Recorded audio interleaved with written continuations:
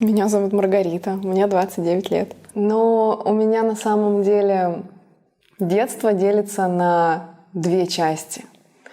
Я не по возрасту была, росла не по возрасту. То есть я была очень взрослой всегда для маленькой девочки. Хотя на вид я казалась такой милашкой, но на самом деле внутри меня всегда происходили какие-то демоны внутри меня бушевали. Возможно, потому что у меня с самого раннего детства были очень доверительные отношения с мамой. И мама по своей, может быть, глупости или просто потому что видела во мне, не знаю, родную душу, она очень много посвящала меня в свою личную, в их личную жизнь, в их семейную с папой драму. И поэтому очень многие ситуации я проживала, будучи там 7-летней, 8-летней, 12-летней девочкой, и повзрослела поэтому. И, конечно, с этой точки зрения у меня детство было не детство. Всегда чувствовала себя любимой, и я знаю, что мои родители прилагали максимум усилий для того, чтобы вырастить меня достойным человеком, и мне правда кажется, что у них получилось, потому что я могу назвать себя хорошим человеком. Я хотела быть той, кем я сейчас являюсь. Я хотела быть телеведущей, я хотела быть известной, знаменитой, я хотела давать автографы, я хотела, чтобы со мной фотографировали, чтобы меня узнавали, я хотела много денег. Почти все. Не думай о том, что о тебе будут думать другие. Вообще наплевать. Вот делай так, как ты чувствуешь, будь увереннее в себе. Самое главное, учись, делай то, что ты хочешь. Развивайся, стремись к лучшему, мечтай всегда. Ты и так мечтала, молодец, это вообще твой талант. Профессиональный мечтатель я. Мечтаю, все сбывается. Так получилось, что у меня родители разведены, и у моего мужа родители разведены. При том, что они прожили у него лет 20, наверное, вместе, и у меня тоже разошлись уже так основательно, когда прожили вместе лет 20. И я не могу сказать, что у меня очень близкие и теплые отношения с моими родителями, и у моего мужа точно так же. Да, безусловно, мы общаемся, мы созваниваемся, но такой тесной связи, как в некоторых семьях, как то, чего мне одно время очень хотелось, чтобы мы собирались все на праздники и общались. Такого у нас нет. Но у нас есть наша семья, это наша банда, команда, наш костяк, это я, муж и мои дети. Тут мы всегда вместе, всегда рядом. С родителями так не получилось, и я считаю, что нельзя тоже загоняться и винить себя за то, что так не получилось. Просто это разные люди, и нам сложно общаться всем вместе долго, когда мы сидим все за одним столом. И это нормально, потому что у каждого своя жизнь, свои взгляды на жизнь. Я стала суперпродуктивная с появлением детей. Я, если честно, даже вспоминая себя прошлую, когда у меня еще их не было, я думаю, чем ты вообще занималась? У тебя было столько времени, ты что вообще делала? Почему ты не ходила на танцы, на спорт, на английский, на каток, на лыжах? То есть ты могла за день столько всего успеть. Как ты вообще могла прийти после работы и просто лечь? Как? Нет. Сейчас я очень продуктивна, я могу много всего успеть за маленький промежуток времени.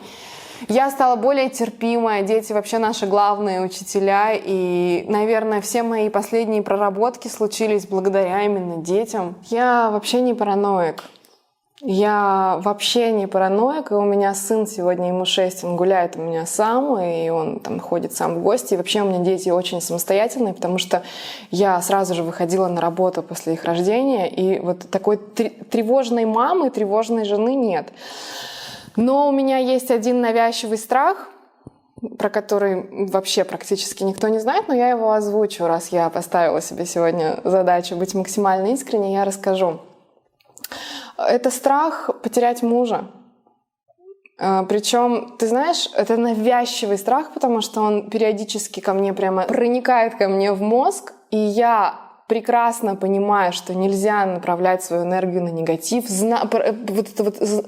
зная совершенно точно, как работать с негативной информацией, я занимаюсь вот чем. Я начинаю представлять. Так, а что же будет? Так, останусь я одна. Угу. Что я скажу сыну? А что мне ему сказать? Ведь ему уже 6 лет. Или Хорошо, а что будет в материальном плане? Ну, тут я, наверное, справлюсь, потому что, ну, в принципе, я такая довольно самостоятельная. И потом я там спустя 5 минут я вот этим вот занимаюсь идиотизмом, потом я думаю, ты вообще зачем ты это делаешь? Стоп, что такое? И когда вот, кстати, я пришла на тета-хилинг прорабатывать свои детские вот эти все эти травмы, мне Света говорит, а давай в конце сессии, я ей вообще даже не рассказывала про этот страх, она говорит, а давай сейчас вот поработаем с твоим страхом, вот с этим, говорит, который есть. Ты знаешь, мне кажется, что все страхи, они нам для чего-то нужны. И мне кажется, это так и есть. Это, наверное, наши точки роста. И вообще, в принципе, я всегда иду туда, где страшно. Я сразу мужа почему-то представила. Любовь к мужу. Мне кажется, что мы с ним вообще раньше встречались уже. Если опять возвращаться к моим улетевшим фантазиям, я совершенно точно знаю, что мы друг для друга созданы. И мне кажется, вот опять, если возвращаться к моему страху, вот, наверное, вот чего вот я на самом деле боюсь, если копаться глубоко, так это того, что, мне кажется, такого, как он, подходящего, больше точно нет. И даже сейчас заплачу в традициях твоего проекта. Он меня очень чувствует, и он очень компромиссный, и он меня правда любит, и я это знаю. И каждая девушка, женщина мечтает, чтобы ее любили так, как меня любит мой муж. Единственная моя слабость в том, что я порой не контролирую свои эмоции. Я могу быть нервной, истеричной, могу что-нибудь... Ну, это касается, конечно, моих близких, не родителей. Это касается только моего мужа и моих детей. Я могу с ними эмоционировать, потом могу даже по заднице дать ребенку, потом переживать за это, винить себя, вот в это чувство вины, самое отвратительное чувство стыда себя загонять, но потом все повторяется снова. Это единственное мое слабое место. Картина счастья слагается из мелочей. Все мы знаем эту фразу. И я тот человек, который умеет ценить маленькие моменты кайфа. Как раз-таки, когда я еду в машине, у меня всегда практически орет любимая музыка, я пью кофе, и я в таком нахожусь, на таком подъеме. Для меня это кайфово. То есть, если я сегодня могу одна проехать в своей машине, под свою любимую музыку, на свою любимую работу, для меня это кайф. Вечером я прихожу, меня встречают там дети, собака, муж. Муж всегда мне очень рад. Ну разве это не счастье? Конечно, И знаешь, я на этом концентрируюсь. То есть я весь позитив, который в моей жизни происходит, я смакую. Я вообще не знаю, что происходит плохого в мире вот сегодня. Я, конечно, за время пандемии немножечко поддалась этой волне и даже несколько дней подряд почитывала Е1, то есть я утром открывала и смотрела эту красную рубрику, так сколько там у нас сегодня. Ну, то есть даже у меня там на недельку съехала крыша с катушек, я начала посматривать. Но вчера вот, например, я в своем блоге проводила прямой эфир, и мне там один активный подписчик говорит, а давайте обсудим Дзюбу. Ты знаешь, что что-то было, да? А я вот не знаю. И я говорю, ну, видимо, что-то произошло, но я как журналист, я предполагаю, что значит там что-то произошло. Я вечером, конечно, заглянула, и меня вот тоже этот факт удивил. Человек ничего такого, не сделал, и все это обсуждают. То есть на чем концентрируются люди? Не на себе, не на своих удовольствиях, не на своих моментах кайфа, а вот на чем-то другом. Я вообще не человек про негатив. Я научилась не концентрироваться на плохом. Для меня счастье в моих мелочах, и я их смакую. Это кофе, это музыка, это танцы, это общение с новыми интересными людьми. Я, кстати, окружение свое тоже очень проработала и почистила. У меня мало сегодня есть людей, которые близко вхожи в мою семью или в мою жизнь, но это люди очень крутые. Для меня самое важное — это саморазвитие и самосовершенствование. Я совершенно точно не отношусь к категории женщин, я ж мать, для которых самое важное в жизни — муж и семья. И даже был период, когда я считала себя очень плохой мамой, когда родился сначала мой первый ребенок, какой-то период, когда мне было сложно, очень сложно, потому что моя жизнь просто перевернулась на до и после. Как и у многих, наверное, женщин, но я это очень почувствовала. Хотя мы ждали этого ребенка, мы готовились к нему, он был желанный. Я была безумно счастлива, когда родился мой сын. Но когда я принесла его из роддома, и он не спал первую ночь, в роддоме он спал, а ночью дома он спать перестал, я настолько оказалась к этому не готова. Я настолько почувствовала себя одновременно и слабой, и злой. И мне казалось, что моя жизнь закончена. Действительно, я бедного своего мужа за первые 4 месяца просто, я не знаю, я требовала от него буквально, чтобы он проникся этой проблемой. А у мужчины же нет вот этого инстинкта материнского. У него ничего не изменилось. Он проснулся в понедельник, в среду родился ребенок, а он в понедельник проснулся и пошел на работу. А я в понедельник проснулась и никуда не пошла. Я даже подумала, что черт возьми, на самом деле я не могу даже комфортно выйти в магазин сейчас. Как же это так? И я поняла, что я не просто мама, или я не просто жена, или я не просто дочь. Нет, я хочу везде, я не хочу или, я хочу и.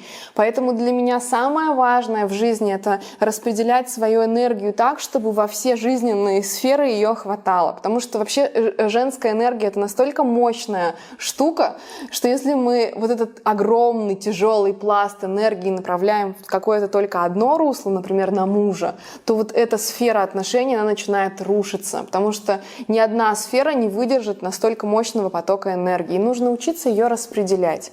И для меня сегодня самое важное — это саморазвитие, это быть успешной в роли жены, в роли мамы, в роли карьеру свою развивать, естественно, ну и не забывать про себя, заниматься своим здоровьем, спортом, увлечениями. Ты знаешь, у меня такие примитивные желания, мечты на сегодняшний день. Ну, там, я хочу, например, в Каппадокию, я хочу в Мачу-Пикчу, я хочу там на Мальдивы, ну, больше материальные, потому что я понимаю, что вот я счастливый человек на самом деле, потому что у меня живые, здоровые родители, потому что у меня муж, который меня действительно очень любит и которого люблю я. Мой муж — это просто мечта миллионов женщин. Вот честно.